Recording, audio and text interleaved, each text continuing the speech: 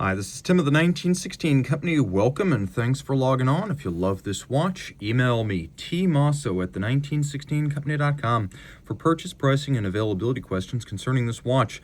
And this watch is a gorgeous 2024 model year launch from Audemars Piguet. It is the Royal Oak double balance wheel open-worked. The original version of this and the current generation came out in 2016, but this lovely combination of a gold gilded dial and movement with a steel case was a 2024 launch. The watch is 41 millimeters in diameter in steel. It's 10 millimeters thick. From lug to lug, it's 51.7 millimeters. If we add these intermediate links or the plots right at the end, then the total distance across the wrist is 54.2 millimeters.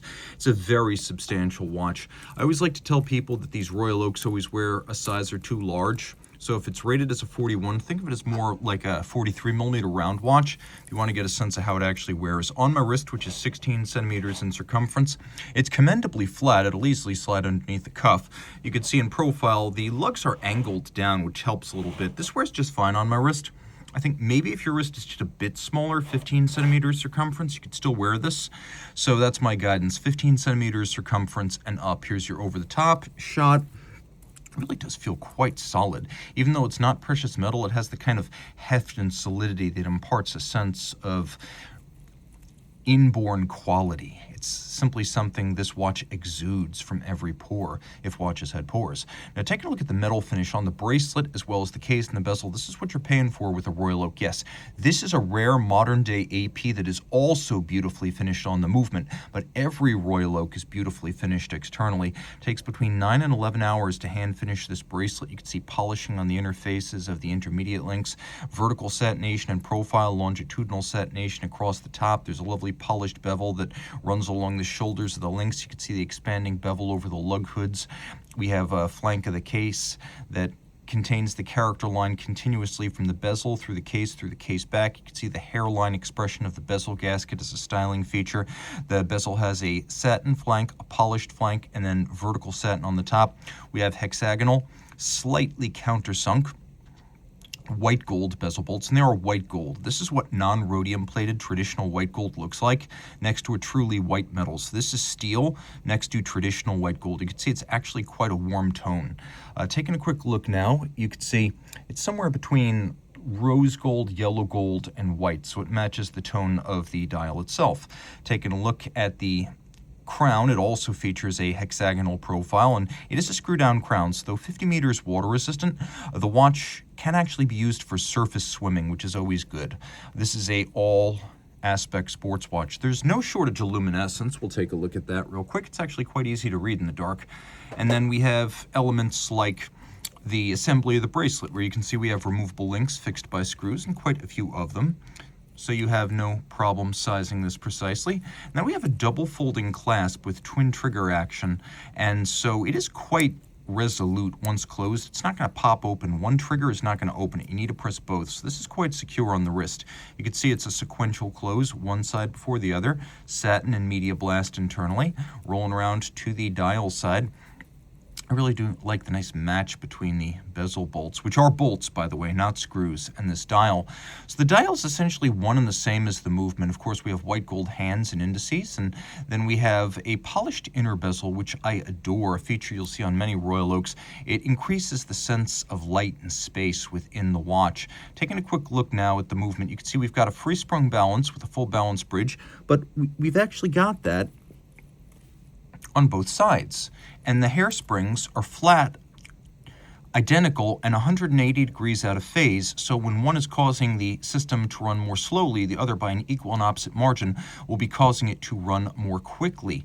Now, it is a watch that features stop seconds. The movement and the dial essentially one and the same. This is the Audemars Piguet caliber 3132. You can see I can stop everything, halt it, and set it to the second against a reference time. It's beaten away here at 3 hertz. It's got an automatic winding, 45-hour power reserve. It has those 2 balance bridges and free-sprung balance for excellent shock resistance, and then Gyromax style balance for a very precise setting of the timing that's also very shock tolerant. You can see the use of KIF shock protection here. A blackened and skeletonized barrel. You can see the keyless works in steel, satinated and beveled. And then we have the motion works that actuates the hands at center. And we have the minute wheel pinion, Underneath all of this is the cannon pinion that carries the minute hand. The hour wheel is on top of that. The minute wheel pinion drives the hour wheel. And take a look at this anglage, including in tight hollows where it's difficult to get in. You can see this is truly mirrored rounded, and in many instances, we have sharp interior angles within these tight confines. This is, in terms of decoration, the Audemars Piguet of your dreams. Now, across the surfaces, we have satination, we have gilding. You can see that we have incredible interior anglage within the full balance bridge structure. All screw heads are polished with chamfered slots in circumference. Turn it all over. You can see the rotor has been crafted from white gold, internally skeletonized and internally beveled with many sharply drawn inward angles. We have a center solarized ball bearing, and you can see ceramic balls within the bearing system for optimum efficiency. It is a nice looking movement pivoting on 38 joules. It is adjusted in a high horology style, 5 positions. There is a lot to recommend this gorgeous skeletonized and multiply beveled, satinated, and polished caliber 3132. Again, automatic winding, so everyday friendly with a 45-hour power reserve. This is the skeleton watch that is everyday practical. And I will even go so far as to say I have a fairly hairy wrist, so if you're worried about skeleton watches showing wrist hair, fear not. It is simply not visible underneath the skeletonized movement. If you love this watch, I should mention it has one more key refinement, which is the double balance wheel. So why have two? It's not just because it's cool, because you can have the canceling effect of the two opposite and opposed hairsprings, but also because doubling the oscillating mass, particularly with a lower beat rate, doubling the oscillating mass improves the ability of the watch to keep good time through concussions, shakes, and shocks. It makes it a more chronometrically adept watch, not just a more beautiful one or a more intricate one.